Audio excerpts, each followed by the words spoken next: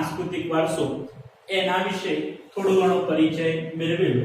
हवे आपणे भारतनो प्राकृतिक वारसो जेने आपणे ઊંડાણપૂર્વક સમજીશું।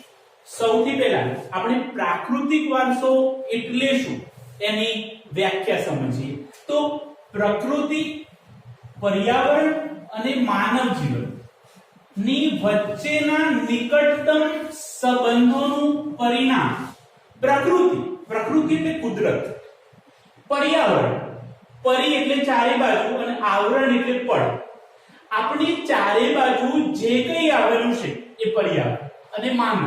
જ્યારે પ્રકૃતિ, પર્યાવરણ અને માનવ એ ત્રણેય એકબીજા સાથે જોડાય છે ત્યારે પ્રાકૃતિક વારસાનું નિર્માણ થાય છે। માટે જ અહીં વ્યાખ્યા આપવામાં આવી છે કે પ્રકૃતિ, પર્યાવરણ અને માનવ જીવન વચ્ચેના નિકટતમ સંબંધોનું પરિણામ એટલે પ્રાકૃતિક વારસો। પ્રાકૃતિક વારસો એ કુદરતની ભેટ છે। પ્રાકૃતિક વારસો એ આપણને કુદરત દ્વારા પ્રાપ્ત થયેલું છે, કુદરત તરફથી મળેલી એક અનમોલ ભેટ છે। ભારતનો પ્રાકૃતિક વારસો છે એ વિશિષ્ટ અને વૈવિધ્યસભર છે। ભારતને જે પ્રાકૃતિક વારસો પ્રાપ્ત થયો છે એ વિશ્વના કોઈ પણ દેશને પ્રાપ્ત થયો નથી। સરસ મજાનો હિમાલય પ્રાપ્ત થયેલો છે। દક્ષિણે આપણે જોઈએ તો હિન્દ મહાસાગર આવેલો છે, પશ્ચિમ તરફ અરબ સાગર છે, પૂર્વની અંદર બંગાળાની ખાડી, રણ પ્રદેશો આવેલા છે, મેદાનો આવેલા છે, ઉચ્ચ પ્રદેશો આવેલા છે, નદીઓ બારેમાસ પાણીથી ભરપૂર રહે છે। આવો પ્રાકૃતિક વારસો ભારત સિવાય વિશ્વના કોઈ પણ દેશને પ્રાપ્ત થયેલો નથી। આપણી સમજ ખાતર આપણે પ્રાકૃતિક વારસાને પણ બે ભાગમાં વહેંચીશું, જેના કારણે જ્યારે પ્રશ્ન પરીક્ષામાં પૂછાય તો આપણને સરળતાથી યાદ રહે। સૌથી પહેલા અજૈવિક વારસો અને બીજા નંબરમાં છે જૈવિક વારસો। અજૈવિક વારસો આપણા મગજમાં એટલું સેટ થઈ જવું જોઈએ કે અજૈવિક વારસો એટલે નિર્જીવ વસ્તુઓ જે આપણને કુદરત તરફથી પ્રાપ્ત થયેલી છે। ઊંચા ઊંચા પર્વતો આપણને પ્રાપ્ત થયેલા છે, જેમ કે હિમાલય છે,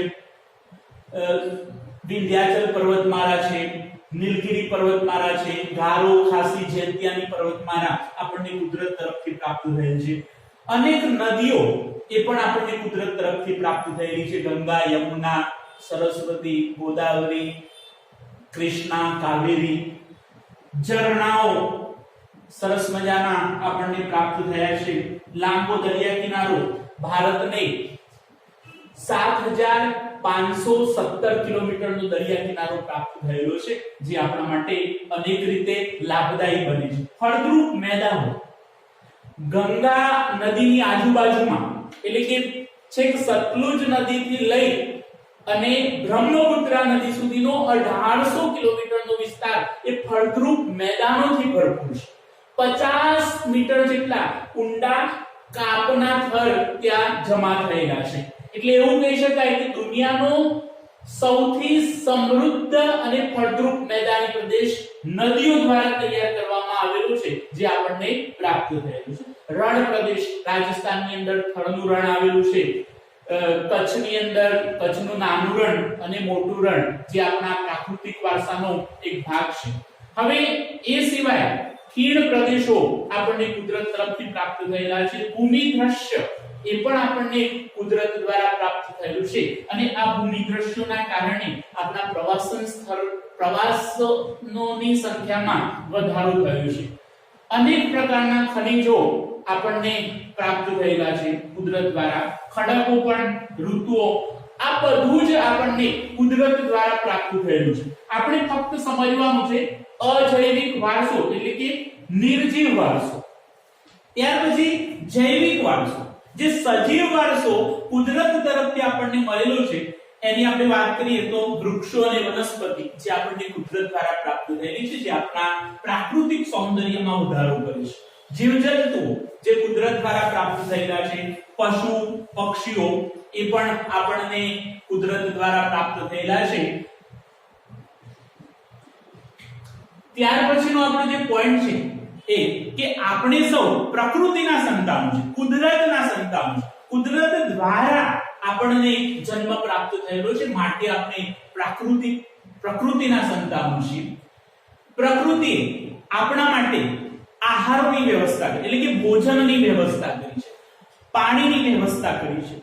જીવન જીવવા માટે જરૂરી એવો પ્રાણવાયુ આપણને પ્રકૃતિ દ્વારા પ્રાપ્ત થયેલો છે. આપણા માટે પ્રકૃતિએ નિવાસ સ્થાનની પણ વ્યવસ્થા કરી છે. સરળ શબ્દોમાં કહીએ તો માણસને જીવન જીવવા માટે જેની જરૂર છે એ તમામ ચીજવસ્તુઓ આપણને કુદરત દ્વારા પ્રાપ્ત થઈ છે. પ્રકૃતિ સાથે એટલે કે કુદરત સાથે આપણો જે વ્યવહાર છે એ શ્રદ્ધાપૂર્વકનો અને આદરપૂર્વકનો હોવો જોઈએ એવું પંચતંત્રની વાર્તાઓ અને બૌદ્ધ ધર્મની જાતક કથાઓમાં કહેવામાં આવે છે.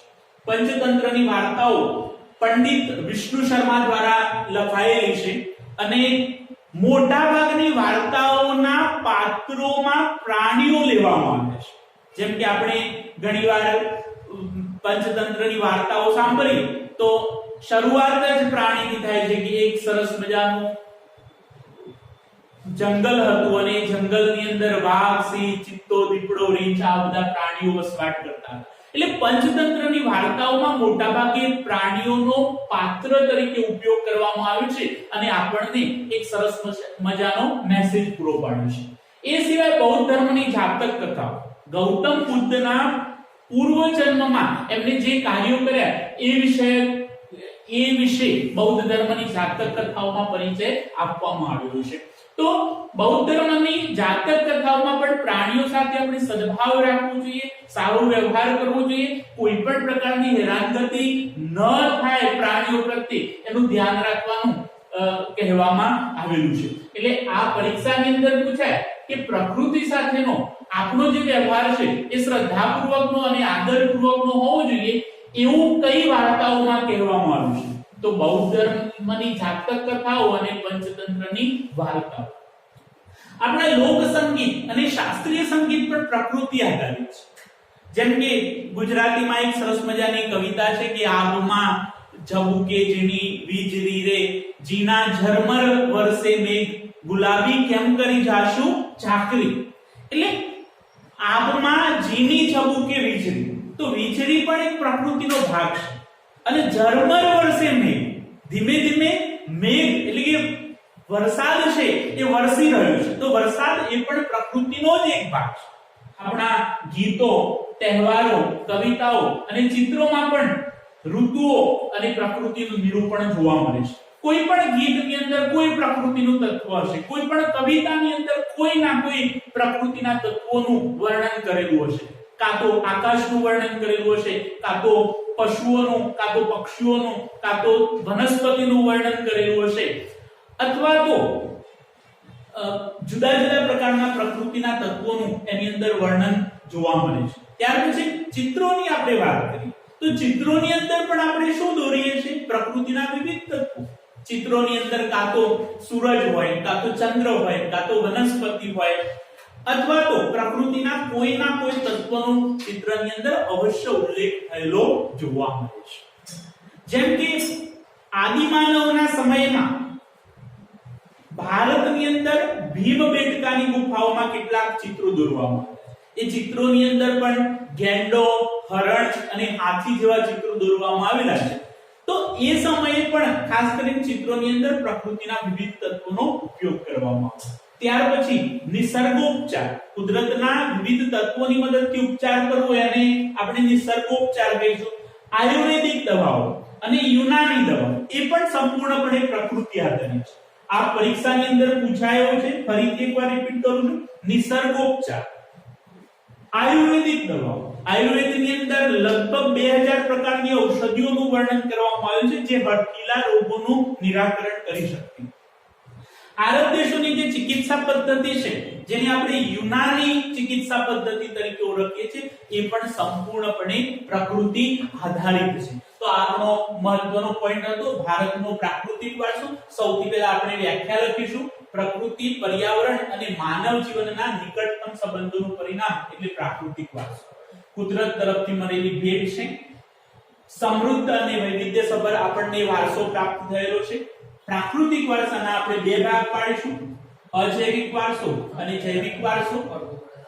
આપણે સૌ પ્રકૃતિના સંતાનો છીએ અને પ્રકૃતિ દ્વારા આપણા માટે જે વ્યવસ્થા કરવામાં આવી છે એની આપણે વાત કરી. ત્યાર પછી પરીક્ષામાં પૂછાયેલો પ્રશ્ન કે પ્રકૃતિ સાથે આપણો વ્યવહાર શ્રદ્ધાપૂર્વક અને આદરપૂર્વકનો હોવો જોઈએ એવું વર્ણન પંચતંત્રની વાર્તાઓ અને બૌદ્ધ ધર્મની જાતક કથાઓમાં જોવા મળે છે. લોક સંગીત અને શાસ્ત્રીય સંગીત એ પણ પ્રકૃતિ અને ઋતુ આધારિત છે. ગીતો, તહેવારો, કવિતાઓ અને ચિત્રોમાં પણ પ્રકૃતિના કોઈના કોઈ તત્વનું વર્ણન અવશ્ય જોવા મળે છે. નિસર્ગોપચાર, આયુર્વેદિક દવાઓ અને યુનાની દવાઓ પણ સંપૂર્ણપણે પ્રકૃતિ ઉપર આધારિત છે. તો આ આપણો પ્રાકૃતિક વારસો થયો. 2 માર્ક્સની અંદર પૂછાય તો આપણે આ પોઈન્ટ લખી શકીએ.